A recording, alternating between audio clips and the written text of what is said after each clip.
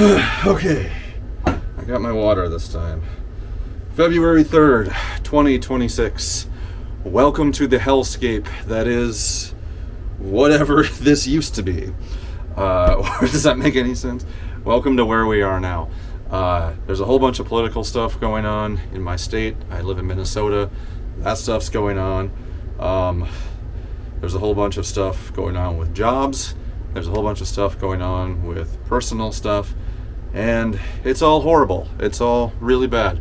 And I'm going to make this vlog today just to kind of talk about it. And maybe in 5-10 years I can look back on this and be like, God, I'm glad I'm not in that situation anymore. But yeah, so I've been unemployed for the last year and a half, with the exception of 2 months from February to March of last year, and all of that. And I am going to lose my house in June if I cannot find a damn job by then. Chris still lives with me, so if we can both get jobs, we'll be good. Otherwise, I don't know. I have to give my house back to the bank, and it is very, very stressful, and it sucks. And so I have made like 5 or 6 different resumes to put out there. I've been trying for remote jobs. I've been trying for just anything related to tech. And people keep telling me, well, maybe you won't be able to be in tech anymore. It's like, I've got 12 years of experience in tech. It's tough to just throw all that away, but I guess, I don't know, whatever. So I decided to make the vlog now because I finally had my first interview for the first time in a year. Actually, literally a year yesterday. I've had phone calls with recruiters, but this was the first interview with an actual person from a company who was arranged through a recruiter. He got a hold of her and said, hey, you should talk to my guy. And so she did. We talked over Teams, and it was horrible. It was a really bad interview. It wasn't the worst interview I've ever had. Yeah, some of you know who I'm talking about. But it was not great, and I'll tell you why. So I've made, like I said, 5 or 6 different resumes throughout the last year and a half. I went to a webinar with the woman who was the head of AI for Microsoft, and her friend who's a hiring manager or person who hires for Google. They both were putting on a webinar, and I attended that, and I followed their instructions, and they had good advice, and it was like unorthodox, but I thought this could be cool. So I went with that. And so anyway, when I was talking to my recruiter, I gave him 2 of my resumes. One, a different recruiter said to make it really long, so I made it 3 pages, which is unorthodox. And then I gave him my newest one with the advice from this webinar, which was 1 page. Succinct, but like designed in such a way that AI would go after it and all of that. And so he gave her both. However, he gave her the wrong version of the short one. I gave him one that had a typo, which I then sent a new version, updated, fixed the typo, and I said, hey, send her this one instead, and he sent her the other 2, I guess. And so that was really good off the gate, but the first 10 minutes of that interview,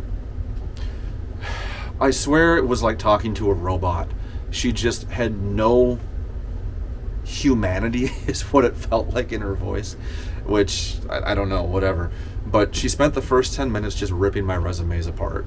She was looking at them both, and she goes, well, no, you shouldn't do this. I wouldn't do this. I don't know why you put this on here. Why did you do this? And I said, well, this is what the recruiter told me to do. This is what another person told me to do.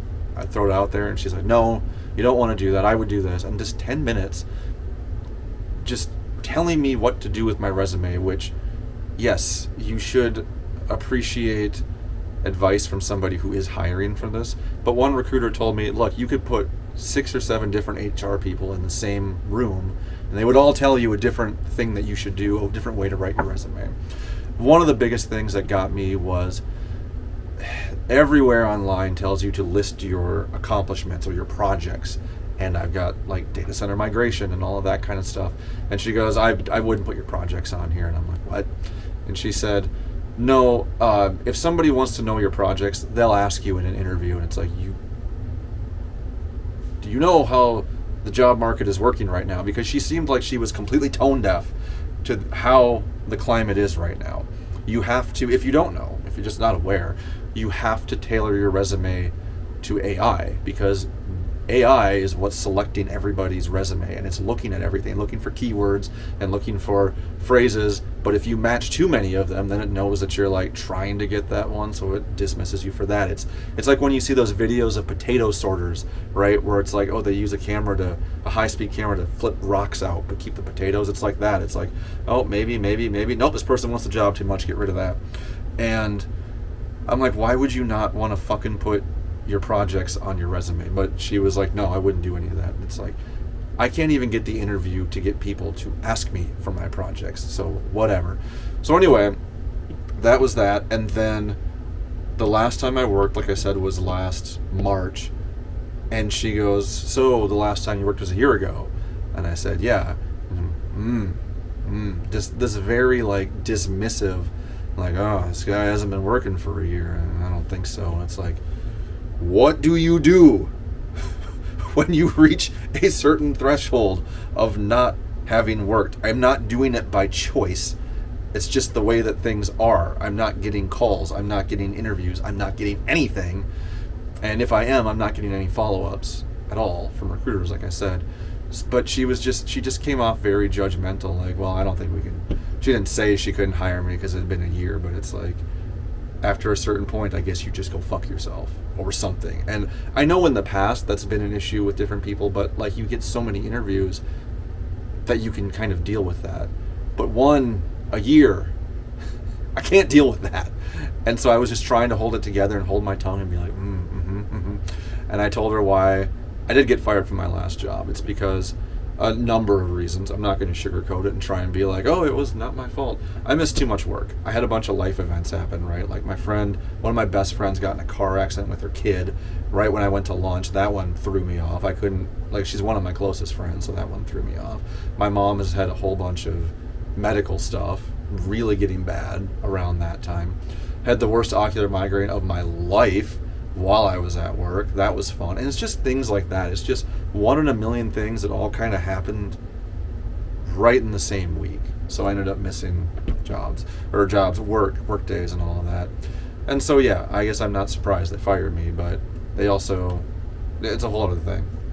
And so I had to try and explain that, and she was like, oh, life events. Okay. And she's like writing stuff down. Again, just like with this tone that's just super judgmental. It's like, what are you supposed to do in that situation? Like, yes, this happened, and look at my other history. I was at this job for over 7 years, and it's a pretty high-level tech industry position. And the next one's even higher. Like, that one's for almost a year. That was when I got laid off. And I don't know what you're supposed to do after that. So either way, that interview was terrible. It was really, really bad. And knowing that I am absolutely going to lose my house if I don't find something within 4 months is not helping. And family issues. My mom had even worse stuff happen now recently, and that's a whole bunch of things. I don't want to go into the specifics of that, but it was pretty fucked up. And she's okay for the moment, but she's got some lasting stuff, and I don't know what's going to happen with that.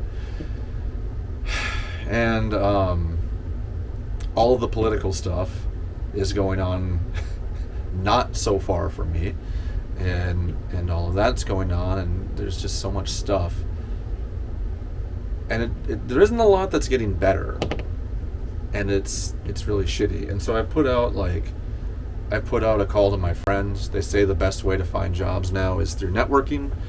Most of the jobs that are posted online, they get filled internally or whatever. And so they say the best way to get a job now is to talk to your network. So I'm on LinkedIn, I'm asking people on there, I'm applying on like Indeed, this remote job website. I just found another one that apparently is all built on AI. And for the record, I do not love AI right now. AI is one of the shifts in technology that I don't think consumers even fucking want. And I could be wrong about this, but all I've seen is somebody compared it to 3D TV. It's a thing that the companies and the corporations are pushing on you, saying, you want this, look at how good it's going to be, you want this. And yeah, AI is cool if you're in like a science fiction situation where you can control the narrative, But I don't like what AI is doing. I mean, some things are kind of cool, but like everybody's pissed off about AI art because if you're not familiar with that, a lot of that art is ill-gotten training. Like if you want a great example, look up DeviantArt. I used to be on DeviantArt back in right after high school, and they did a nice trick where they said if you don't want your art to train AI, opt out. But it was like buried in something, so nobody knew about it until they grabbed the entire database and then used it to train their AI. And then people found out and they're like, well, I don't want it to use it now. It's like, oh, sorry, we've already used it, but we won't use any of your future stuff. And so people are unhappy about that. And so Adobe, I know, is working towards, I looked at their stuff and they are using ethically sourced AI essentially for their training. So I guess at least you can.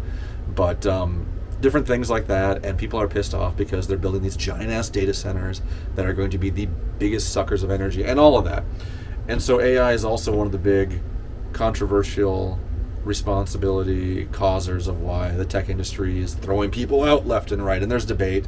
People have said, like, well, this was part of the 3-year plan where tech industry is overhired, and now they're washing their hands. And so that's probably true.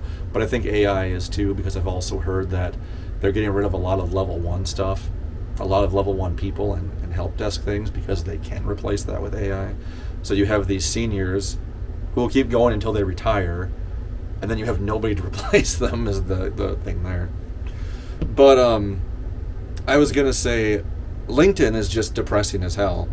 It's like going into the office. No matter how bad you feel, you have to still have a smiling face when you go on LinkedIn and say, oh, how great this is. People are getting laid off and they're all like, oh, I'm so happy for my journey. It ended and that's too bad, but I'm looking forward to the next. And it's like bullshit.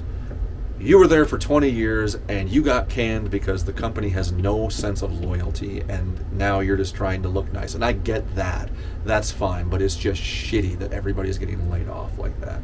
And so it's just depressing because you go on there and on my feed, I mean, it's all tech people.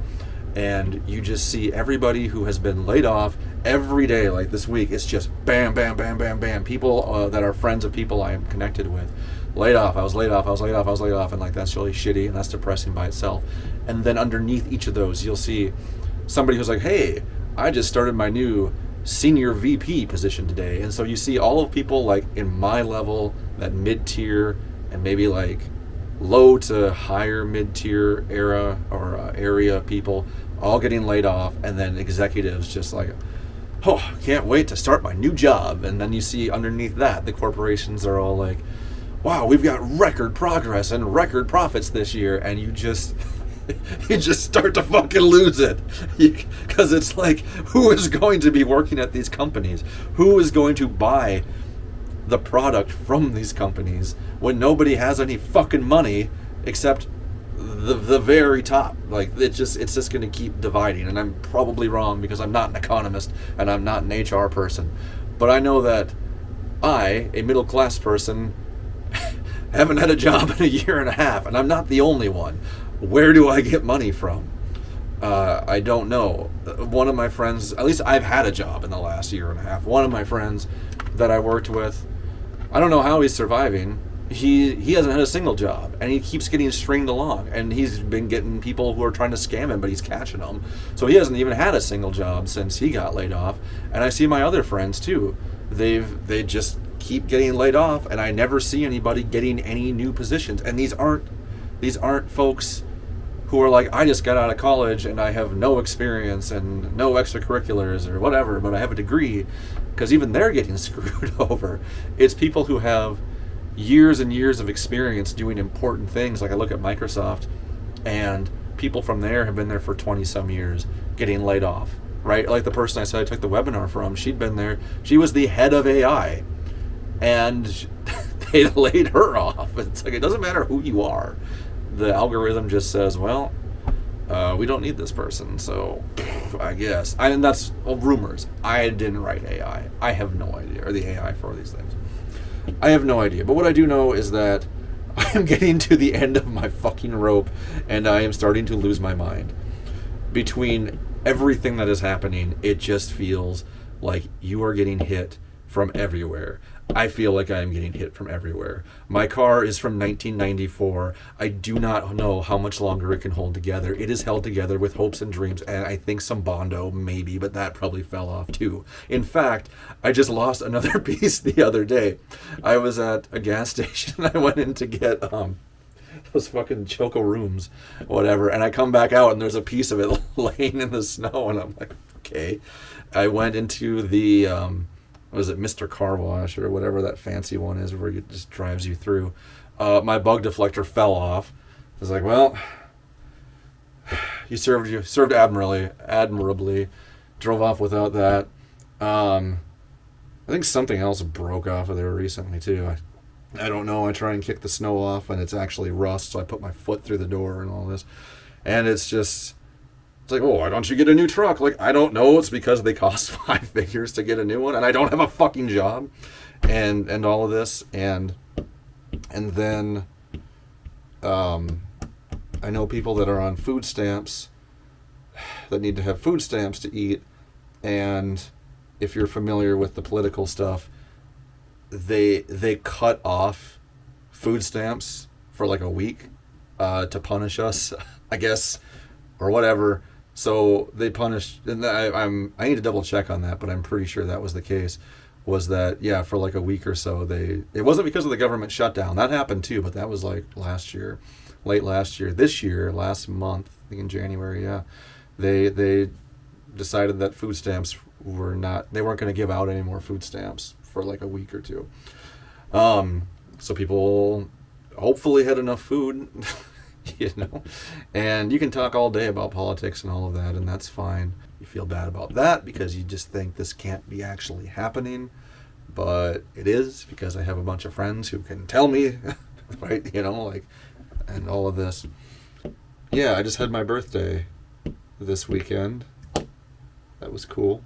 So I'm 39 now, and I did not think this would be where my life was at 39, but you keep going. You keep going and all of that and do what you can. And I'm really just throwing all this out there because I just want to get it all out. A lot of it out, because it just sits with you. It just sits with you, and it sits and it sits and it sits. And I have good friends who listen to me and they care about me. But unless somebody can get me a job, there isn't. I mean, that's the answer, right? Like, I'm not asking for a handout. I'm not asking, oh, GoFundMe, give me some money. I'm saying, give me a fucking job. I want to work. This is like back in I hesitate to say the Great Depression, but it makes me think of when they were just creating random jobs because people were so proud at the time. A lot of them, you couldn't just give them money. They wouldn't take it. So I remember I heard about in history class, they said there were people who were designated and hired to comb the president's hair. They got paid to comb his hair because, again, they wouldn't just take the money. They would feel shitty. So they're like, do this, we will give you a wage. And so they did it. And it's like, at least you're doing something. And I don't want a handout. I don't want a bailout. I want a sustainable job. I want to not feel... I learned a long time ago that company loyalty is not a thing. The loyalty mentality that they taught you back in like the 40s onward that my parents had is not a viable thing anymore. You don't stay with a company for 50 years and then get a nice watch and a pension. It doesn't happen. There was a great Dilbert comic that said, it used to be like the afterlife. You worked really hard and you did all your stuff and you were rewarded in the afterlife with heaven. And now it's more like reincarnation. And this is a joke from like the late 90s, mind you, or the early 2000s. It's you work and work, and maybe instead of retiring, you get a better job that's really cushy, and you can leave whenever you want and go golfing or whatever, I don't know. But I would like to have a position where I feel like, maybe it's the millennial me, feels like I'm making a difference, I'm having an impact, I'm doing something that I can be proud of. I have had that position before, the one I got laid off from. I was proud of it. I was proud of what I did. I liked my I don't know, I guess the pride of what I was doing and all of that. And that was really cool. And now I don't know what I'm going to do. I could do photography, but because you can rake it in with photography if you're established, but I'm not in a position or a place where I can pull 4-figure photo shoots at the moment, right? And this vlog is getting too long. I can go on And on and on and on and on and on and on and on. And I forget what song that is. Sometimes goes on and on and on and on. But I'm going to end it here. It's probably already going. It's 20 minutes. If you stuck around and listened to me banter and rave and rant this long, well, I appreciate you a lot. If you have a lead on any kind of fucking technology job, I would appreciate that more than you know. That's all I got for right now. This is way too long, but I'll see ya.